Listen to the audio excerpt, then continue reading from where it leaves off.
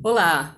Nesse vídeo eu vou falar sobre uma coisa muito importante que está acontecendo e tem acontecido com muitas contas bancárias, que é a invasão por hackers e os golpes aí, fraudes por malfeitores que acabam descontando cheques indevidamente, fazendo saques e transferências, etc. E muitas vezes a pessoa que é o correntista fica perdido e não sabe o que fazer, né? Então, qual é o passo a passo que você precisa fazer para se proteger se eventualmente acontecer uma coisa dessas? Bom, primeiro passo, você precisa estar sempre verificando sua conta corrente para saber se existe alguma movimentação suspeita ou indevida ou errada, não é? Porque se essa movimentação errada aconteceu e você fica meses sem ver, fica muito difícil realizar a prova de que realmente não foi você e de que você não fez, não é? Então é importante que como existe esse contrato entre você e a instituição financeira, que você tire extratos periodicamente, etc, tá?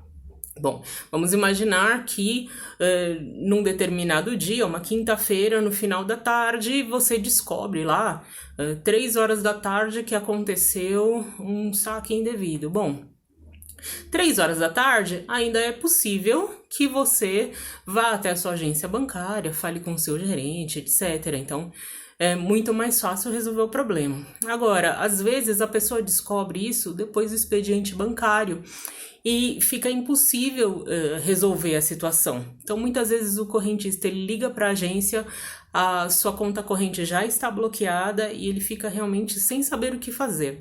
O primeiro passo que deve ser feito é fazer um boletim de ocorrência.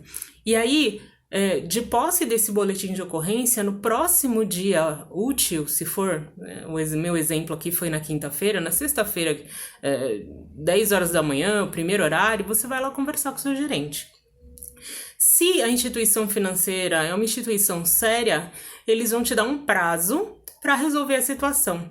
Normalmente, eles assinalam um prazo de 5 dias para resolver o problema, né? Eu já vi casos em que em menos de 5 dias já colocaram o dinheiro na conta e nesse exemplo, claro, tinham retirado um valor que havia sacado inclusive de cheque especial dessa pessoa, uma movimentação que não era usual, tá?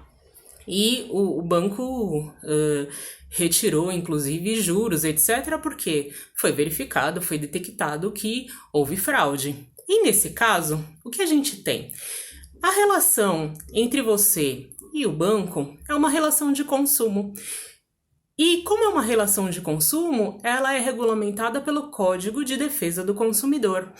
Esse Código de Defesa do Consumidor diz que a responsabilidade do banco em relação a esse consumidor é uma responsabilidade objetiva. Nós já temos várias decisões, inclusive no STJ, dizendo que esse risco por fraude, que é chamada de fortuito interno, deve ser arcado pelo banco. Por isso que o mais correto é que essa situação seja resolvida extrajudicialmente. Agora, vamos imaginar que você não consiga resolver extrajudicialmente, o banco se recusa a devolver o valor.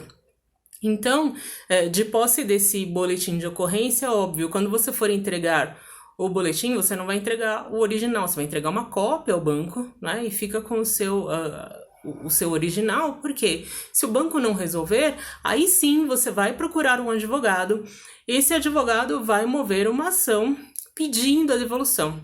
Nesses casos, inclusive, é permitido pedir dano moral e existem diversas decisões em que o Poder Judiciário concede danos morais. Tudo bem? E é importante falar. Aqui, quando a gente fala, procure um advogado, etc., né? Muita gente fala, mas eu não vou ter dinheiro e tal.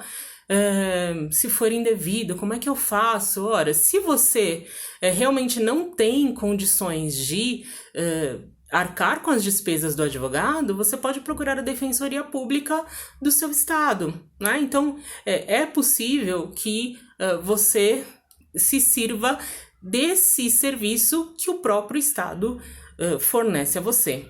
Tudo bem? Então, eu vou deixar aqui um link com mais detalhes, com um artigo aqui sobre esse tema, e espero você no próximo vídeo. Tá bom? Participe das nossas lives. Eu espero você. Até mais!